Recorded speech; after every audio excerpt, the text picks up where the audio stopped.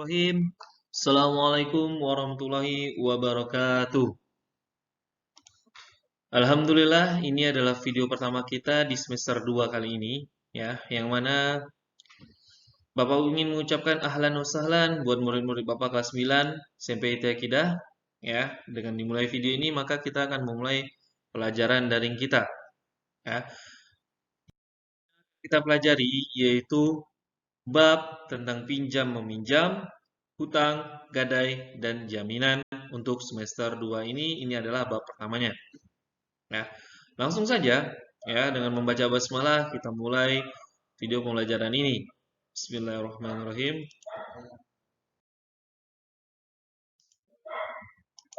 Yang pertama yaitu pengertian dari pinjaman, ya. Pinjaman atau arya, ya, pada artinya adalah kata bendanya berarti meminjam, ya, yang maknanya secara etimologi mendefinisikan bahwasannya seseorang meminjamkan barangnya untuk dipinjamkan kepada orang lain yang membutuhkan barangnya. Selanjutnya, dalam area ini juga Bapak ingin menyebutkan satu poin penting, yaitu ada area, ya, dan ini berhubungan dengan yang namanya wadiah. Ya, apa hubungan keduanya? Yaitu keduanya adalah sama-sama memanfaatkan barang dengan amanah. Ya, ini adalah arti dari sebagian ulama. Ya. Apa sih wadiah itu, Pak? Ya, apa sih area itu, Pak? Ya, antara area dan wadiah intinya adalah meminjam barang, ya, untuk dimanfaatkan baik untuk diri pribadi ataupun untuk hal yang ia butuhkan untuk orang lain. Selanjutnya, dalil dan hukumnya. Ya. Bagaimana dalilnya dan bagaimana pendapat ulama tentang ini? Maka hukumnya area menurut jumhur ulama adalah mandub, yaitu dianjurkan. Selanjutnya yaitu rukun dan syaratnya. Rukun area yaitu yang pertama al-mu'ir, yaitu orang yang meminjamkan.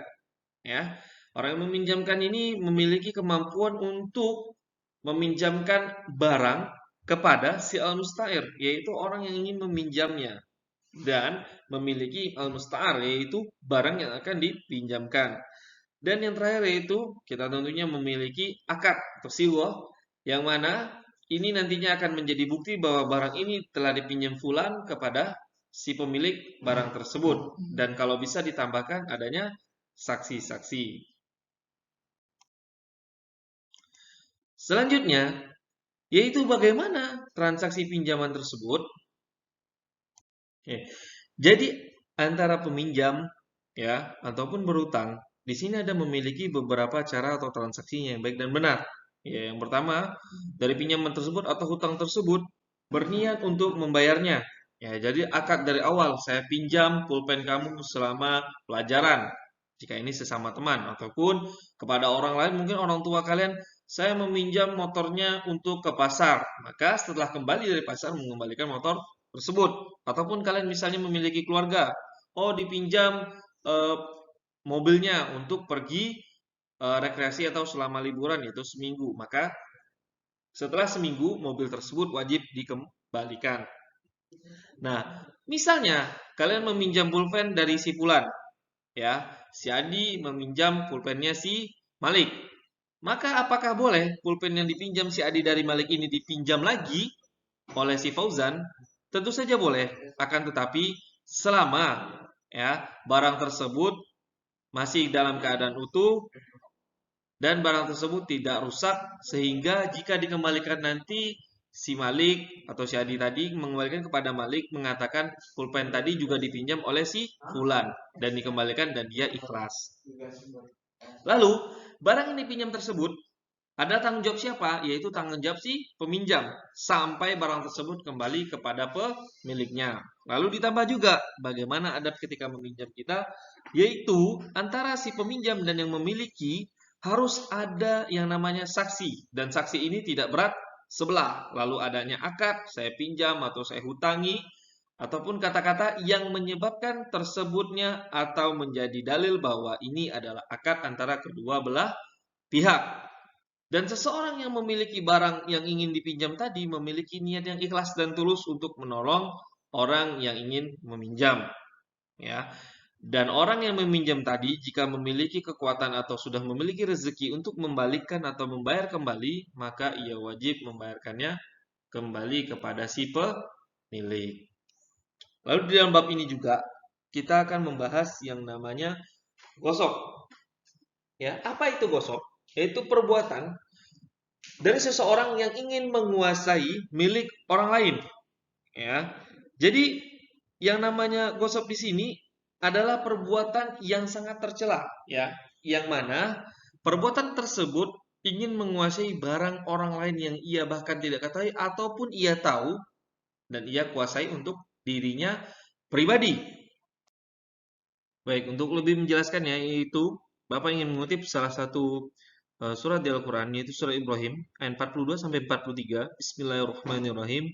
Wala tahsabannallaha ghafilan amma ya'maluz zalimun innama yuakhiruhum liyaumin tashkhasu fihi absar muhti'ina muqni'i ru'usihim la yartaddu ilaihim torfuhum wa afidatuhum hawaun.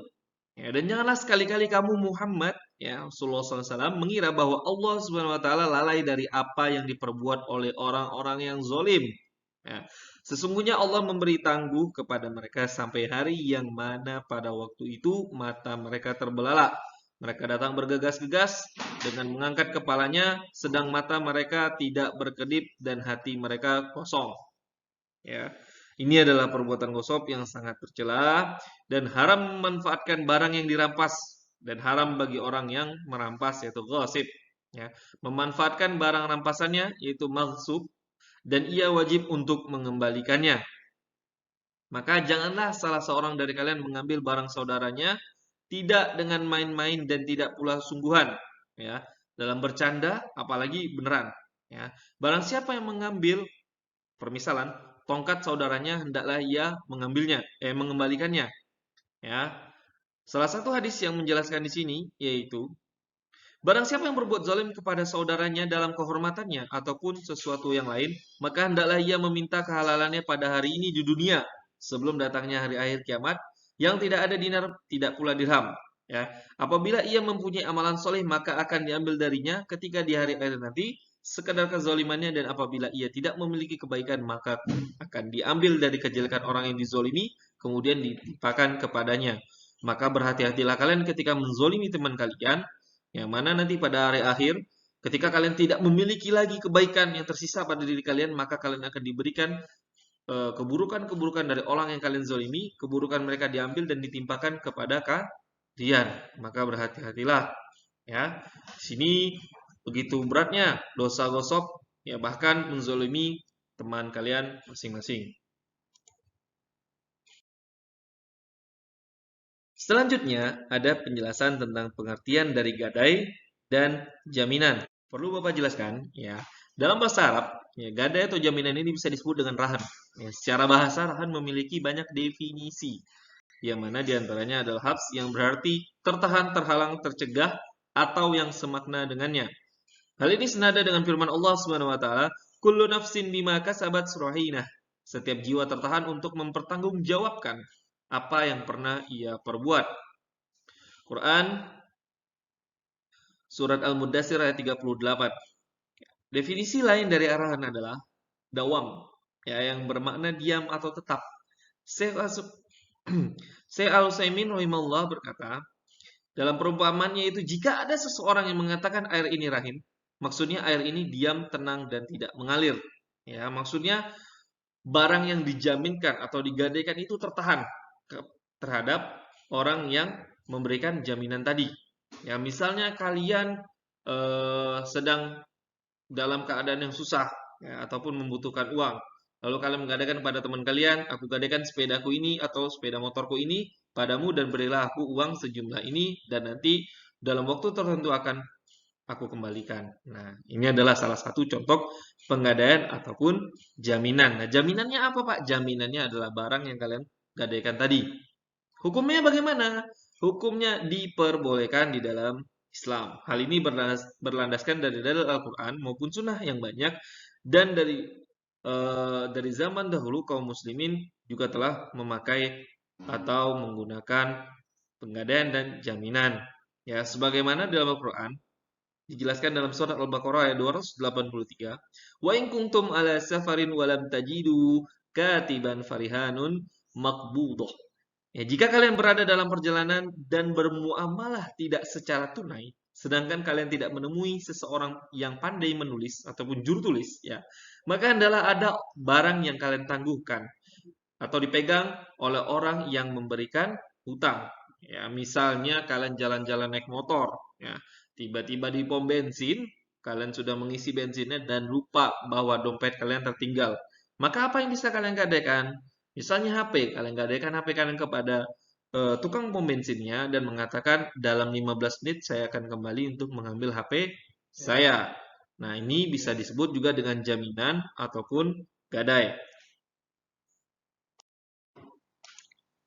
Selanjutnya, ya dasar hukumnya. Nah, kalau dasar hukumnya tadi Bapak jelaskan, yaitu diperbolehkan dalam syariat Islam. Dan selanjutnya yaitu pemanfaatan barang gadai dan jaminan.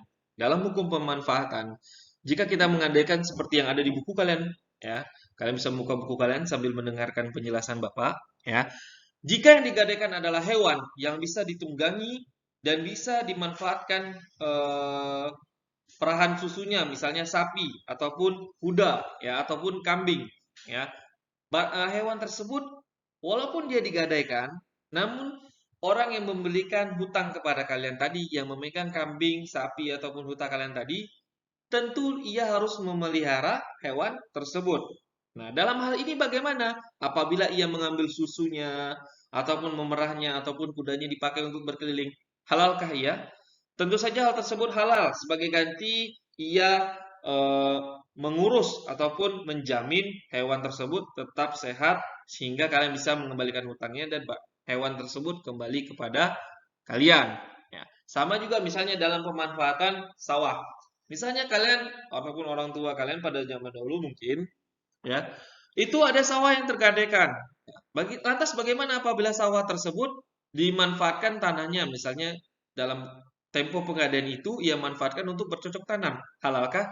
Tentu saja halal. Tentu saja dengan perjanjian antara kedua belah pihak yang sama-sama menguntungkan dan tidak mengambil manfaat dari sebelah pihak.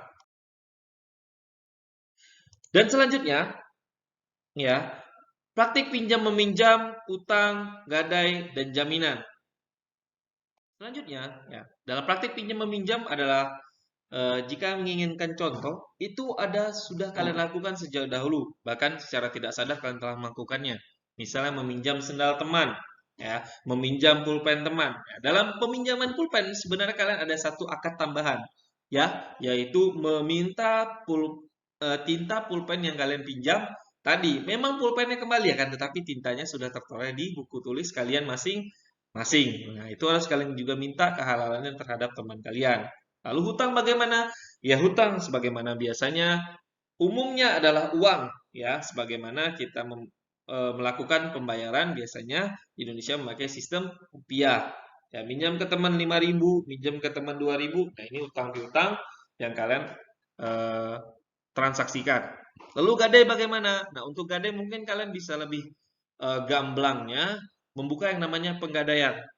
Ya, barang misalnya kalian gadaikan HP kalian untuk meminjam uang 500.000 ataupun misalnya kalian bisa melihat seorang yang membutuhkan, dia menggadaikan, mungkin kalian tak sengaja melihat ada teman orang tua kalian menggadaikan misalnya mobilnya ataupun motornya pada orang tua kalian demi meminjam karena saat itu ia mungkin membutuhkan. Ya. Lantas bagaimana keadaan motor tersebut apabila dipinjamkan lalu dipakai orang tua kalian? Hal tersebut tentu saja boleh selama tidak ada kecatatan ataupun hal-hal yang membuat si pemilik barang tadi yang menggadaikan merasa kecewa menggadaikan barangnya kepada kalian. Ya. Dan jaminan bagaimana? Sebenarnya antara gadai dan jaminan inilah hal yang serupa, yang mana sebutnya tadi itu rahan tertahan, ya, menjamin. Ya. Misalnya kalian memiliki barang yang mungkin bisa laku dijual dan kalian menjaminkan kepada seseorang untuk membutuhkan sesuai dengan kebutuhan kalian masing-masing. Selanjutnya Bapak ucapkan syukron wa jazakumullah khair buat kalian yang telah mendengarkan video ini dan menonton. Semoga kalian bisa membuat rangkuman bagi diri kalian pribadi masing-masing dan bermanfaat buat kalian sendiri. Ya, Bapak akhir kalam, Bapak minta maaf jika ada kata-kata yang salah. Ya, syukron. Assalamualaikum warahmatullahi wabarakatuh.